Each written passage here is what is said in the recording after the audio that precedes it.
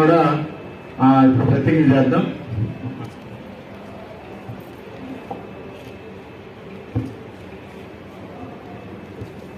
అందరూ కూడా మీ కుడి చేయి ముందుకు చాపి ప్రతిజ్ఞ చదవటం జరుగుతుంది. అది అందరం కూడా చెబుదాం.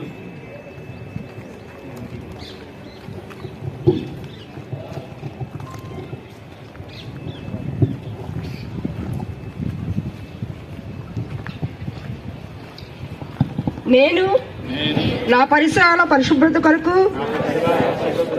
ప్రతిరోజు కొంత సమయం కేటాయిస్తానని నా వంతు కృషిగా స్వచ్ఛతా కార్యక్రమాల కొరకు శ్రమదానం చేసి పరిశుభ్ర ఆంధ్రప్రదేశ్ సాధించే సంకల్పానికి కట్టుబడి ఉంటానని